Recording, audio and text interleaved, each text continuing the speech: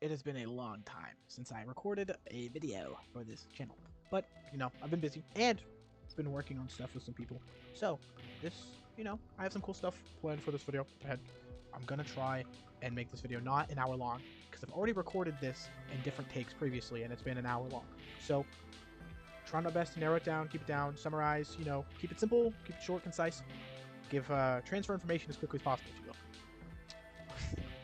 So I'm going to start with the fundamentals of the world, some basic stuff, some overview, before I explain more advanced stuff, because otherwise it'll be really hard to follow and keep up with. So I'm going to start with like basic, simple stuff, and then I'm going to get to specifics.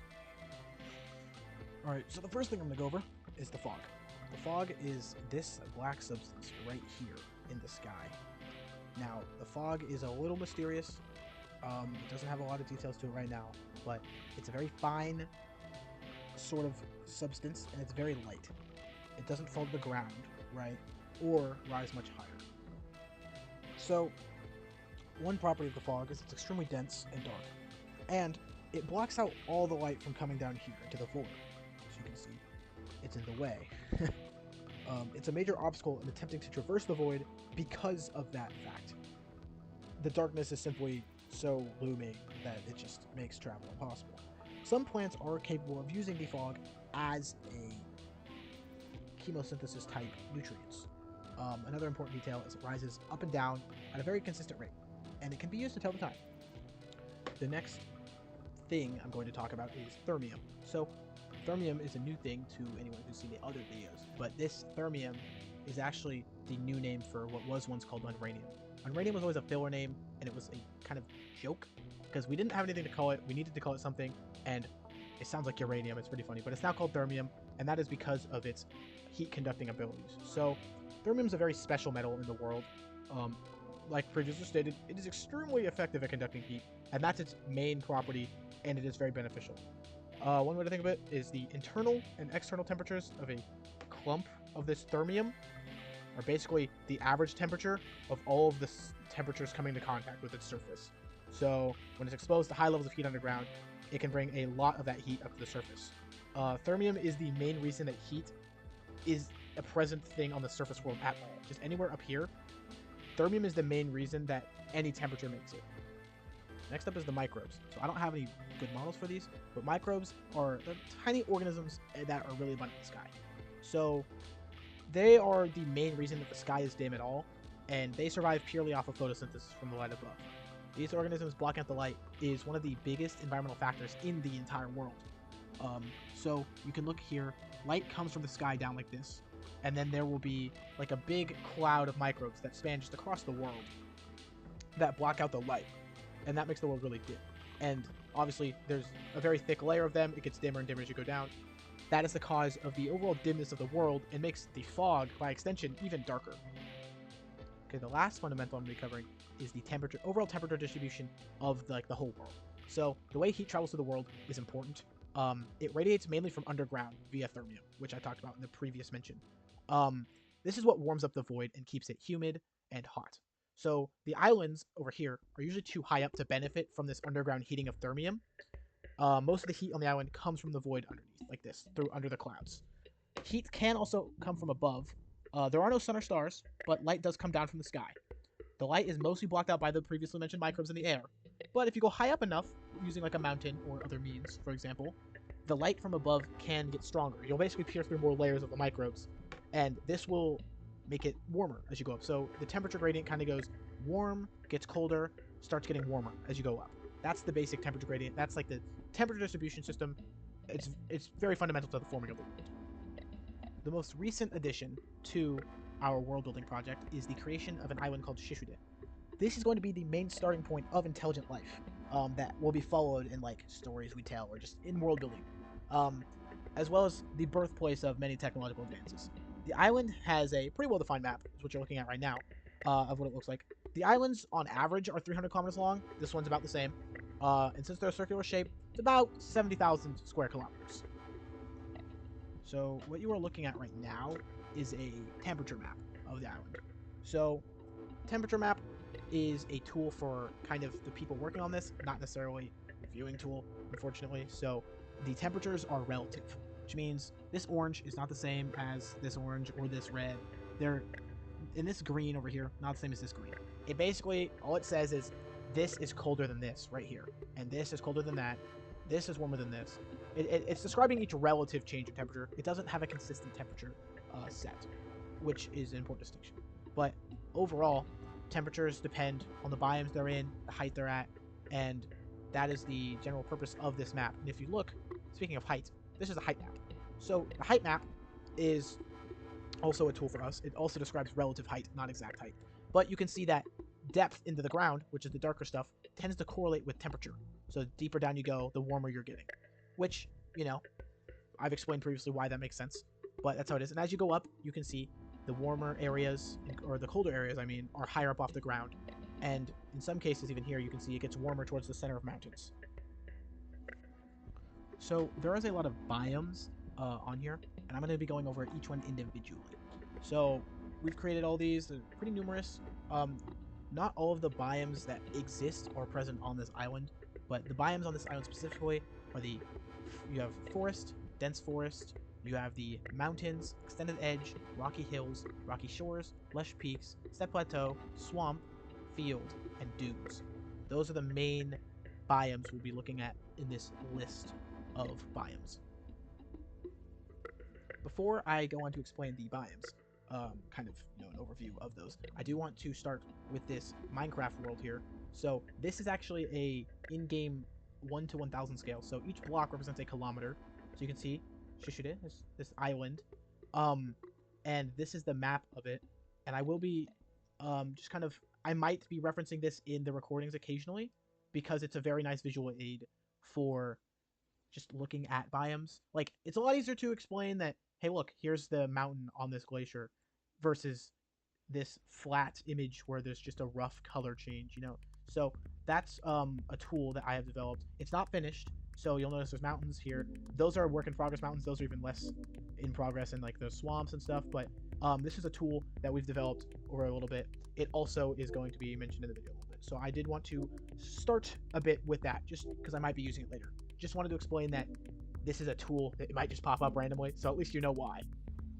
The first biome I'm going to look at is the dense forest. So that's right here on zizUde, and there's also one here. Dense forests are not a biome that is special to zizUde. They're very common in the world in general, but still important to get into the details. So dense forests are known for their competitive and carnivorous environment due to photosynthesis not being sustainable for ground plants. This is because in dense forests, there are tree canopies that cover the whole thing. And since the world is already very dim, this makes photosynthesis hard for ground plants, and they resort to alternative nutrients. The dense nature of the forest also traps heat and creates a warmer environment, humid sometimes, depends.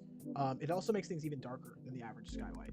So this sky color is about how bright it is supposed to be in the overall grand scheme of things. This is like the average color of the sky. This is where forests are. You'll notice they're lower into the ground. This is because that's where some of their heat comes from. Dense forests are lower into the ground, makes more heat accumulate. It's easier for heat to get in, and that's what dense forests are like. The next biome is just the normal forests. So these are pretty common. There's one here, here, over here. They're pretty common. They're, again, not special to zizUde at all. They're very common. Forests are a pretty dormant place. They aren't home to nearly as much competitive life because they're more accessible, Without the density of the trees, the forests are brighter, they're less warm, but they're overall safer, and many large predators avoid due to visibility reasons. Alright, going through another one of the more common biomes is the field. So you'll notice field's pretty big. There's one here, here. They're also not very special. They're very open. zizUde is not special for having them. They're common everywhere. But on zizUde specifically, the grass present in the fields, its specific, species of grass is it's higher due to different evolved forms.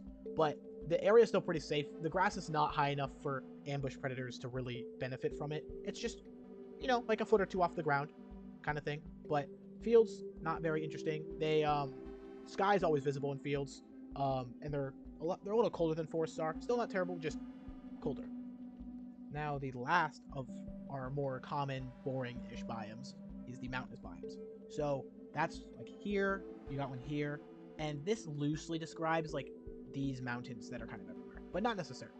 So mountains in general are very cold, right? They're higher up off the ground. Heat doesn't get up to them near as much, and they're pretty common on zizUde. They're a little more common on average compared to other places, but little life actually exists on mountains other than life evolved specifically to go there. In a sense, what that means is life doesn't migrate its way up there for any purpose. It's not trying to go up there. If it avoids it, it can. Very few resources are even present on the mountainsides. And the safest parts of the mountains are either at the base, where it's warmer, or at the very top, where it can also start to get warmer. So now we're on to the more interesting biomes. So the first thing I'm going to talk about is the edge. Now, this is not a rare biome. It's on every island, actually, in fact. The edge itself isn't a biome. It simply describes this outline here on the whole thing. So the edge is very warm. It's a humid section of zizUde, and I can show you it on here. Little life actually exists on these edge points. It's just not very viable. There is a few species of plant life that exist on these, and they live off like the fog through chemosynthesis, which is possible. But these mainly exist as dead zones. Even like this kilometer area here, this will be like not very inhabited. It's just not very viable for life overall. But the edge is very common everywhere. And another image of it is here, where you can see that it's just a slope into the void, and that's kind of its only real existence, is a slope down into a different area. Next is the extended edge, which is similar to the edge. It exists right here. So the extended edge is simply a description of when the edge biome reaches out further than it normally would. So on zizUde, this is caused by an unranium vein of all things, actually. So since the edge is defined as heat and overall just warmth and inhabitability, there's a thermium vein that's underneath this area, and it kind of reaches up higher than normal, and this causes excess heat, and that heat makes roots harder for plants, and this sometimes has even less life than edges because there's not as much fog for them to get to. So if I go underground as an example here, you'll see, like, oh, here's a good example. So we'll use this as thermium, because thermium is roughly this color. Thermium normally will exist about here. It's a kilometer under the void, right? But over here, you'll notice that this is actually 2 kilometers under land, which normally it should be 5 kilometers under land. This means that the heat is much closer to the surface, and it will impact the soil and overall temperature much, much greater than normally would be the case. Next is the lush peaks. There's a small island in the middle of zizUde, at the very center, and this island is pretty small compared to everything, and it's inaccessible for most life. The life that is there is passive and dormant, for zizUde standards anyway. This is because it's isolated, it's abundant in resources, it's just a great place to live as like a creature, right? And as you evolve there, you're not going to evolve to be very aggressive because there's not a lot of threats. However, creatures of flight can cross the water and do pose a danger, though they're not that much of a threat. And you can see on the map that they are here in the middle with some mountains accompanying them. So next up, we're onto the swamp. So the swamp of zizUde, it's kind of, you can just kind of imagine generic swamp. It's pretty large in area, but it has some interesting life, and it's overall humid and warm, you know, depends. Sometimes fog rolls in with all the water and obscures the vision. It can be pretty impactful. It's really the biggest issue. We actually have like kind of a mood board, if you will, of reference. This is just taken from random images online and stuff. This is kind of like the feel for it. So you have the open like marsh parts, wide open water, and then sometimes you have the more dense, like covered in water or forested, foggy areas, you know, stuff like that. The next are a little less interesting, but that is the rocky hills and rocky shores. So they're only present on the northern part of the map. You can see them there and there. The life there is isolated and usually independent. So moss and vines can form the cracks as like these groups of plants, but most life will try to survive on its own. So that's just the nature of the formations, the rocks.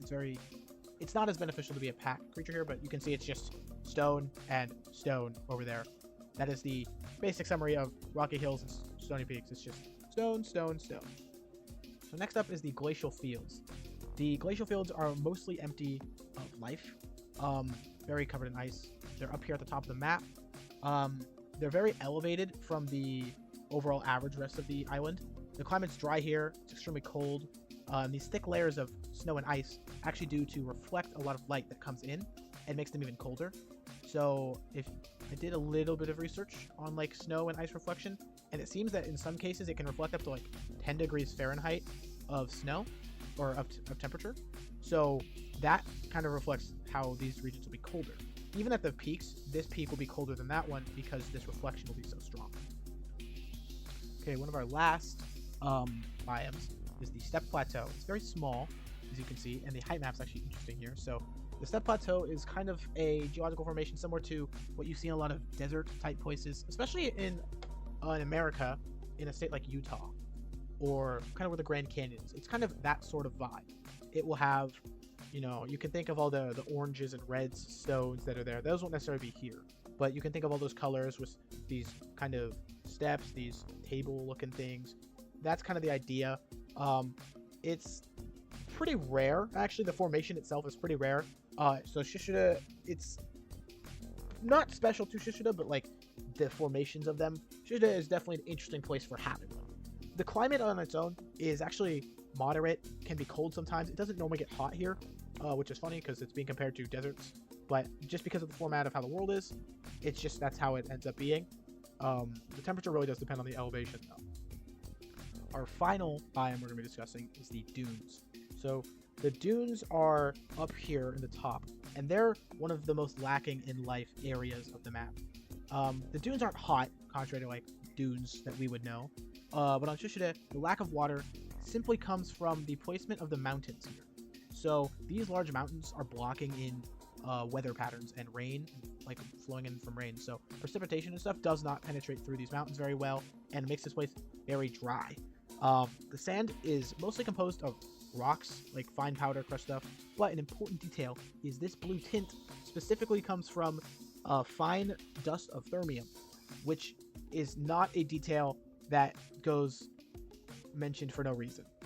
That detail is going to be the first time thermium as a metal is harnessed, will be in the dunes.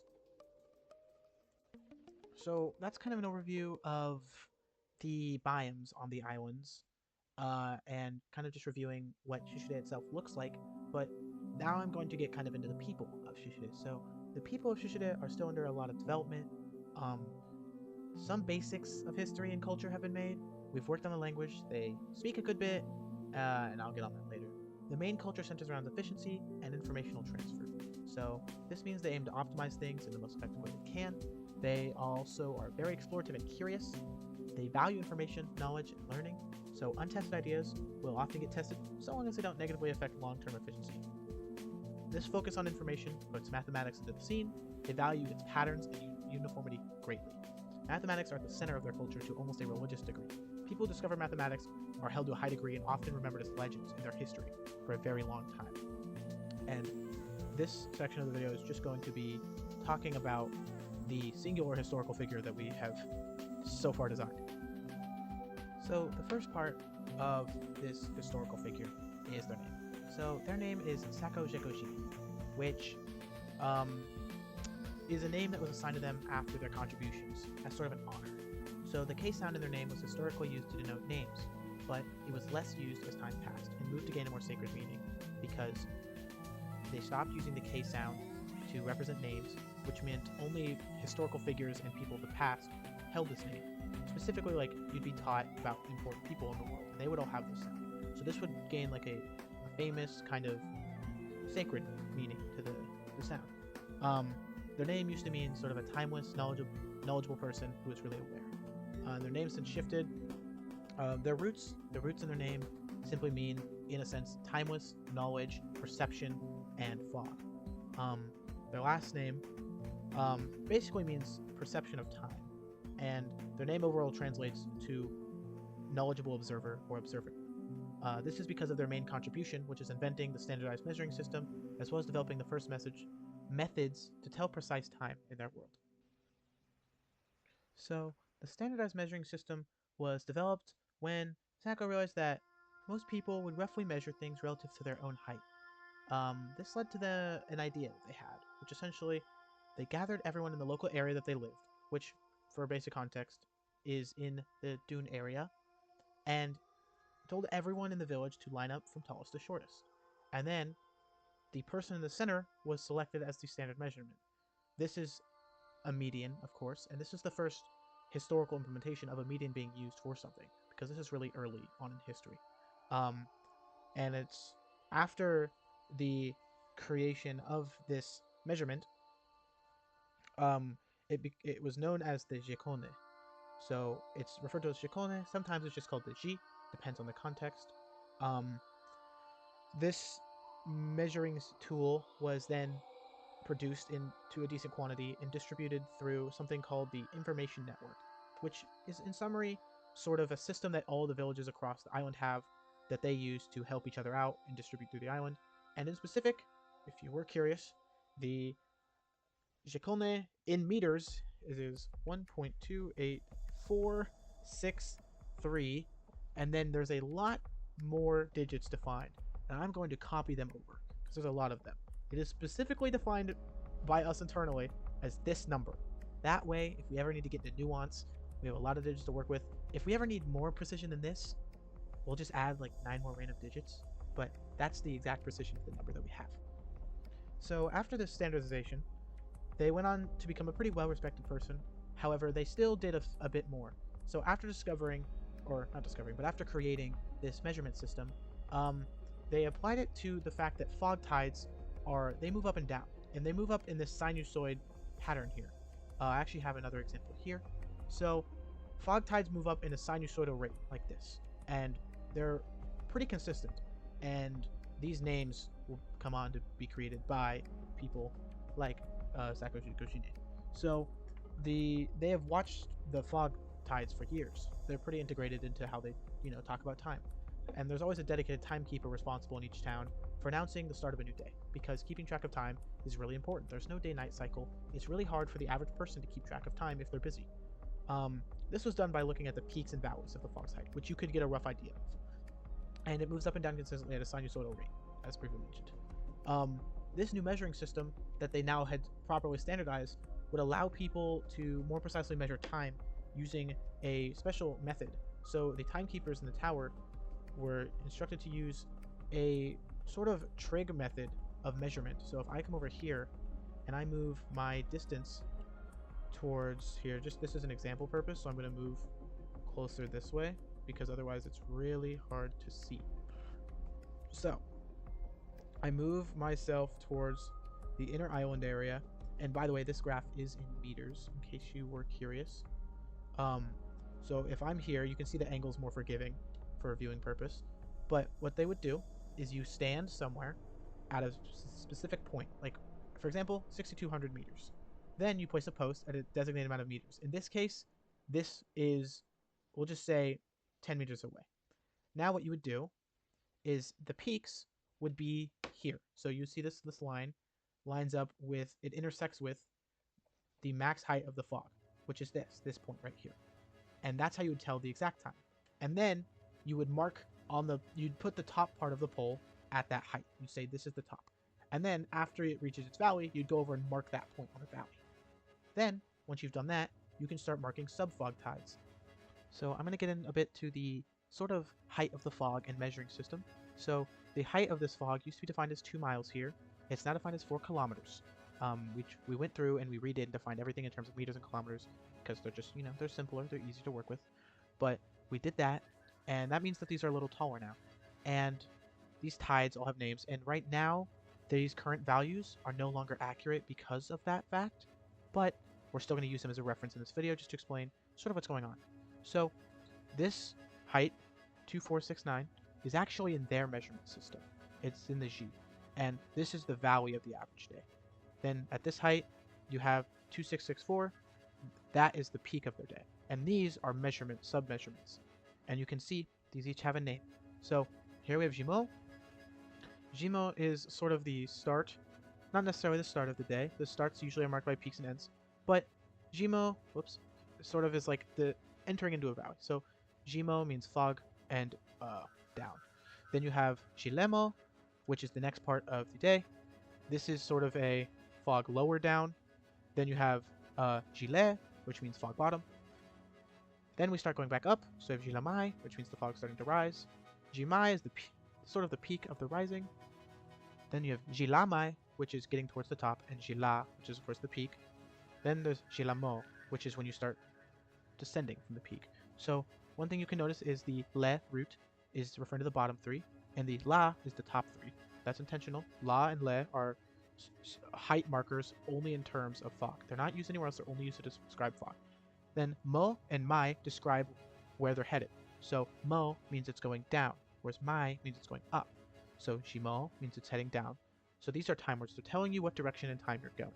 And that is sort of a summary of how the fog system works. And here we can see another map or another model. This is in their language. I can put this into English, I believe, but I'm not going to because it's funny. So that's sort of the end of the person section of the video. Now I'm going to be moving on to the language section, which is nUmerO, the common language spoken by the people of zizUde. So nUmerO as a language focuses heavily on information transfer and consistency, just like their cultural values. This is regardless of if that is actually the case. So what that means is they might believe that their system is the best. That might not be true. We can't prove that, but the idea is that that's what they believe. So to begin, I'm going to be going on the overview of the letters. So the vowels are these 5 up here. This is e, a, I, and a. And then there are the consonants, which is S, F, SH, R, N, M, L, B, D, and G. That's how you can think of them in their romanizations. Obviously, they're not going to sound exactly the same as in English, but that is the closest approximation for their sounds. Now, these letters can be altered by adding a bar above them. The letters. The vowels all can have a bar, whereas only S, F, and SH can be barred. For the vowels, this has the effect of switching them to the hard vowel sound. So, e goes to I, a goes to e, goes to u, a goes to o, and I goes to I. I said those in a weird order, but it's whatever. Then the bars can also happen for these 3 sounds, and S goes to Z. It's vocalized S. And then for F, this goes to V, vocalized F. And then for SH, this goes to Z, the vocalized SH sound. So another detail of all the letters is that the designs of the letters are somewhat particular in a sense. So the main detail being that vowels are all considered, quote, 2-stroke. That is a sort of a very important feature of their system. It shows them that they're in a different group because the consonants are all 3 strokes. So if you follow here, this would be 1 stroke. I'll put this in a different color so it's easier to see. So up here we have 1, 2, whereas with this 1, 2, 3. So that is a stroke system for the letters. And also another detail is there's a bit of notation for writing this.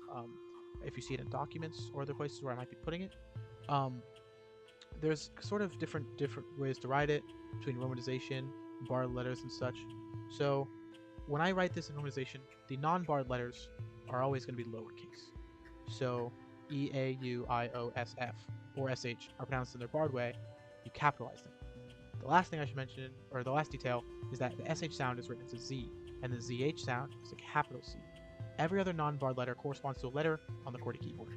In some instances, however, these will be Roman soundouts rather than the notation.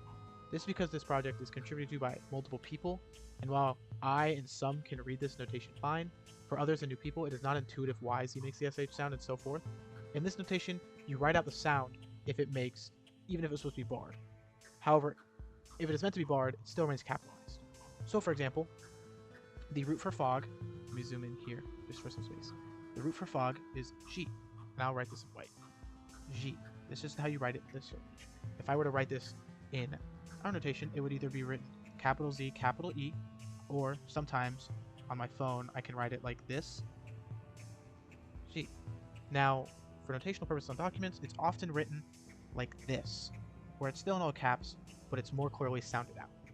Or, for example, the word for water is shu, which would be written like this in notation. It would be written like this in the language, and on my phone, for example, I would write it like this, shu. But on the document, it's written like this. Again, a notational distinction, but it's important to mention because in parts of this video you might see it mentioned differently in other places. Another thing that I want to say is that they're not associations with all the letters, but some letters have meanings baked into them from the words they appear in. So ZH is a sound that is commonly associated with knowledge and just about anything related to it. So you see this in the word for knowledge, je. It has the ZH sound. The word for thinking comes from this je. So, you know, je is commonly associated with knowledge in that regard. And the Z sound is often associated with actions and autonomy. So this would be words like to do, which often have, whoops, wrong letter, would be words like this, where it's zeve. So this is to do. This is doing something. Or, for example, you can have zave. So zave, this is to be. This is to be something. Then there's also, wrong sound again. You have zova.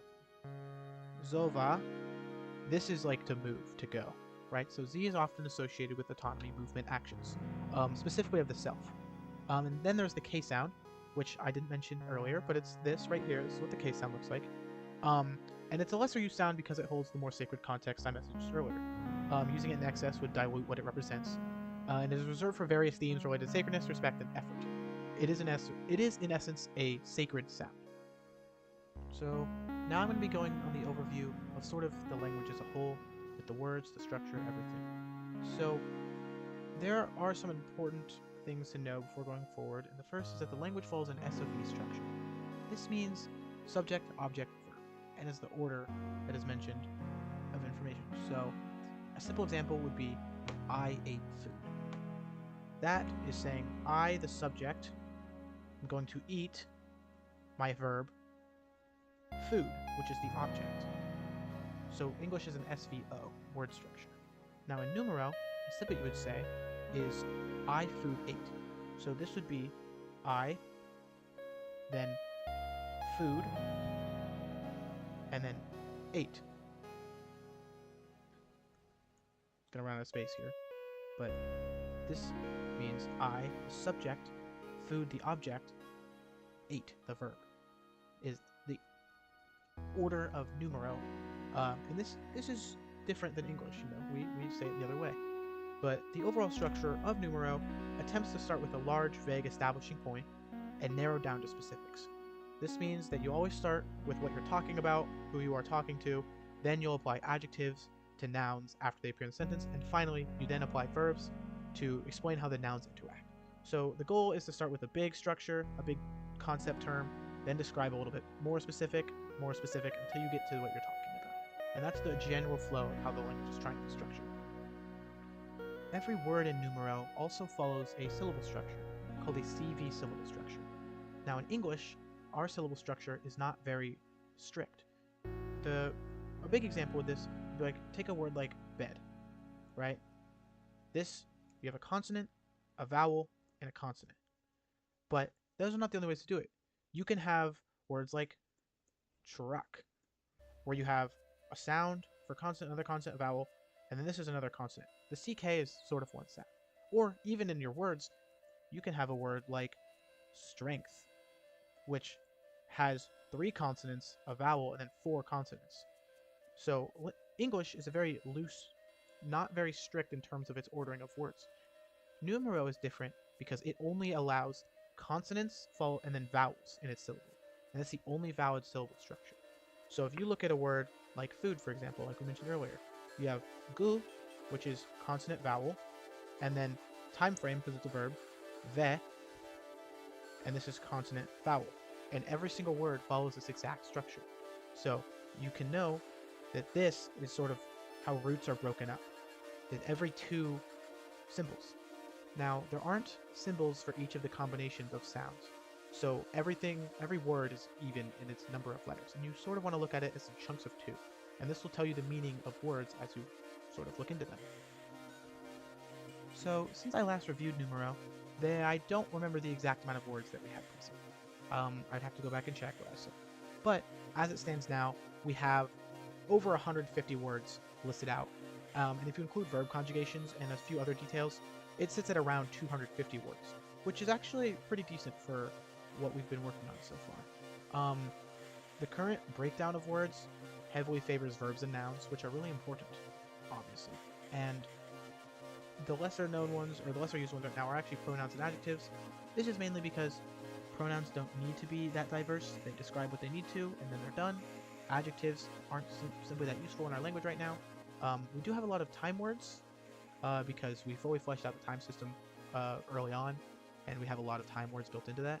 But I think the breakdown overall of just the structure of what words we have is important, because you can see what we're working on and what we're working towards. So now I'm going to get into sort of how the structure of verbs work. So most verbs are relatively straightforward. They come in sa form and se form. So that would be written as sa and se. Those are the two forms of verbs. The main distinction between these two is making them easier to say.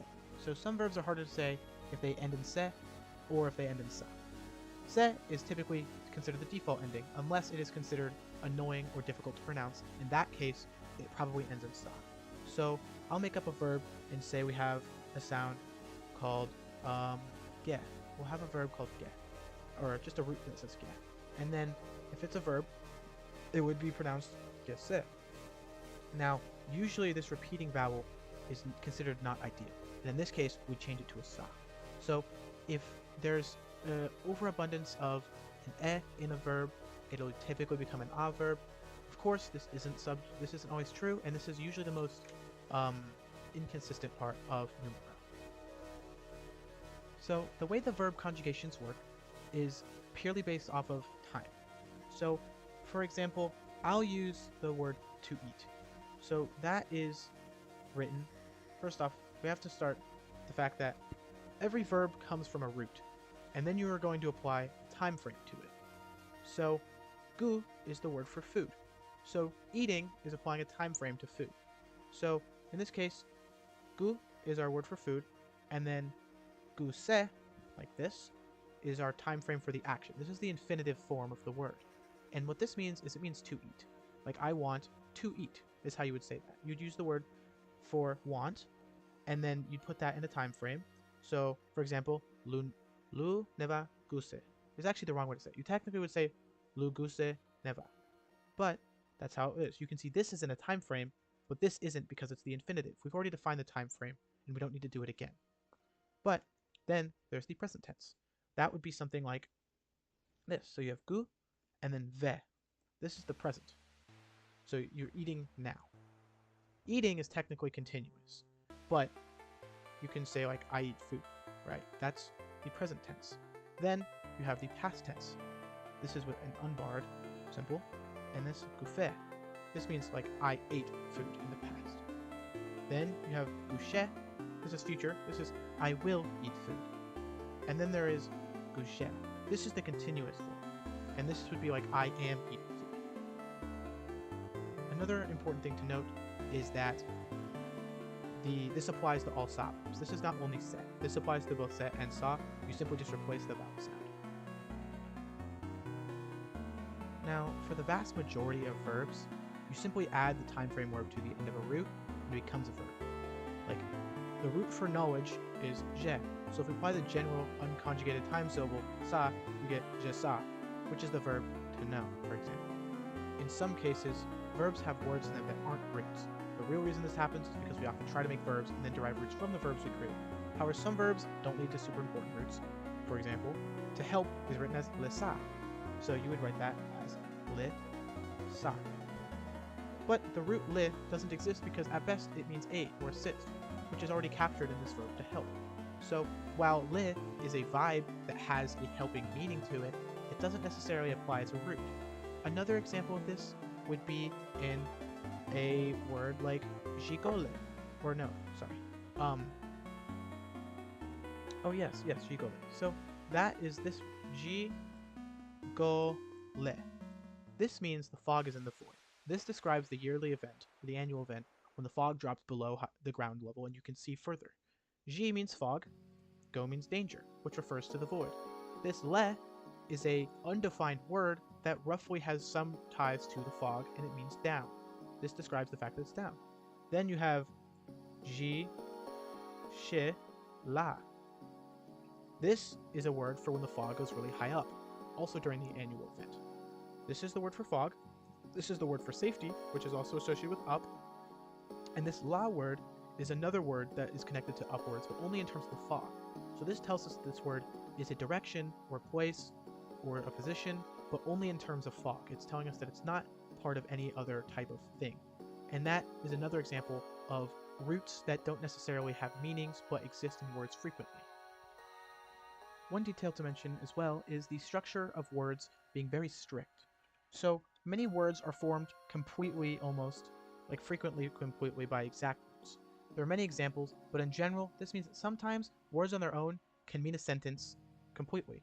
One of these words describing the fog, the word is the previously mentioned gigole, which I will write here again, which means fog, danger, and down, as I said. This describes the fog is in a danger area, which means it's in the void, known for its danger. So you're in essence describing an object, what it's doing, and where, all in one word. This consistent structure can occasionally lead to confusion, as if you don't properly indicate a space between words in your speech, they easily form into new sentences and words. So this is a hard example to find exactly off the top of my head, but in essence, when you combine a lot of verbs together, or a lot of roots together, you get this kind of thing happening. For example, if you have like the root je, this means knowledge, and it uses the sa verb to make a verb. But je is also a time frame, so this verb for knowing is jeja, which can be kind of confusing because you still know this is a verb, but if this space is left here, this ja sound might sound like you're just talking about knowledge. So you have to be careful to include spaces properly in your speech.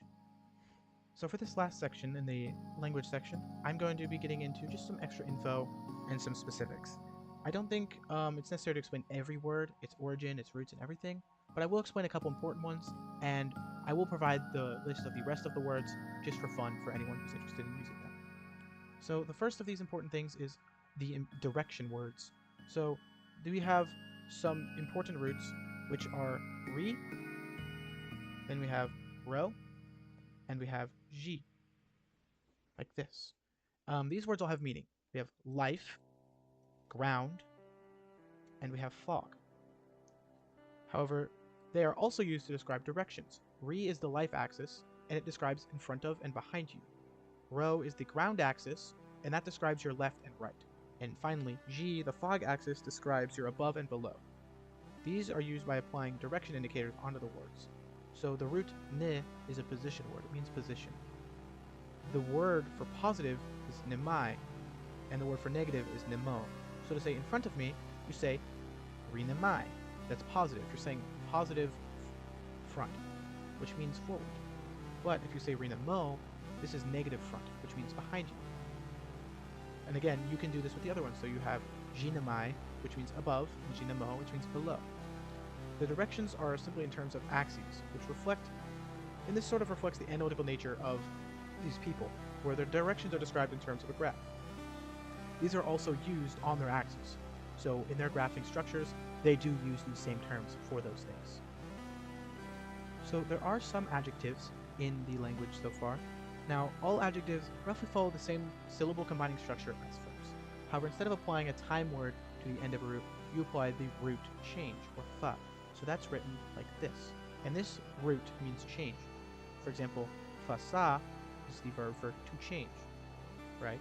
So these basically apply to all nouns to make adjectives, but not all roots necessarily have an actual exact definition.